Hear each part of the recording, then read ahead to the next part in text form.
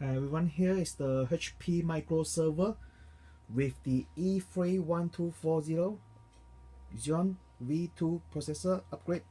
So it got a quad core and 8 threads, and this also has been installed a RAID controller P410 with 5 TB of the cache memory and a battery backup unit, which is better for the RAID 50 setups. This one has 8 GB of the ECC memory on the first band, and the second one is the 4 GB ECC memory, make up 12 GB of RAM. And it has 4 of the 3 TB Toshiba Enterprise class hard drive, SATA free. So now we try to boot it up and configure the RAIDs. Also install FreeNAS 9.32, the stable versions, which just has been downloaded. And the basic HP server is the Celeron dual core, which is quite slow.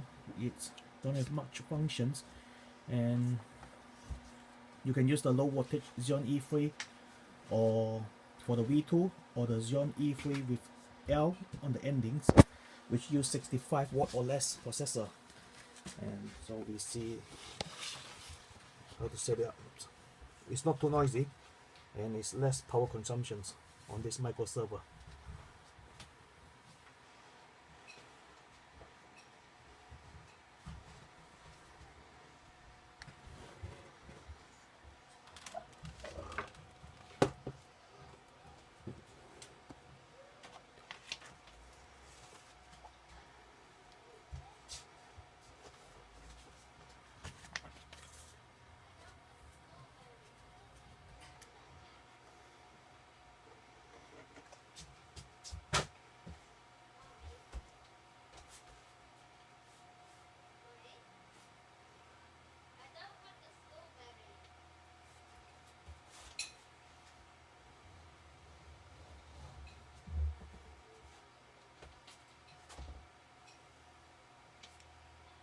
And if you grab a P410 from the eBay or the used one, you have to upgrade to the newest BIOS, the firmware, and you can show 3 TB drive.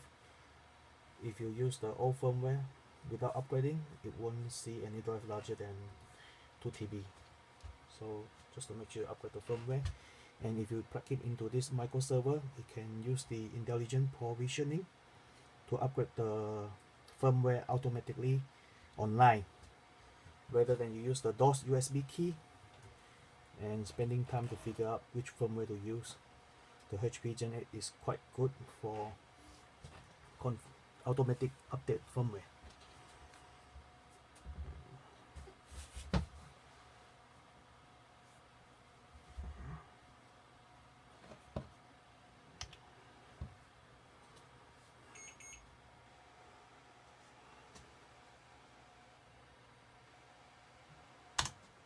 So we use the FreeNAS installer, and the RAID is already been configured before this video, so we just directly go to the FreeNAS installer if you need to have some idea how the NAS been installed. And you can see the setup video from another upload.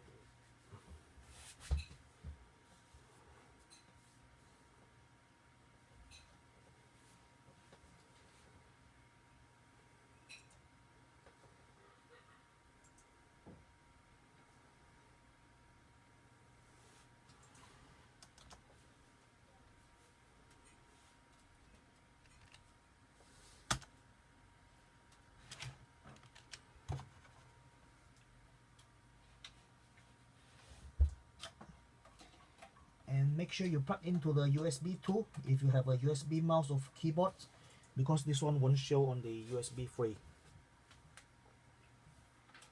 So yep, show once. And we install on the SD card, which can put it on board.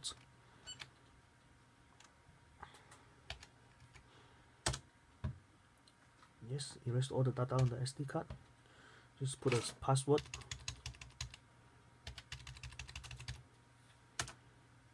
So we start all the installations.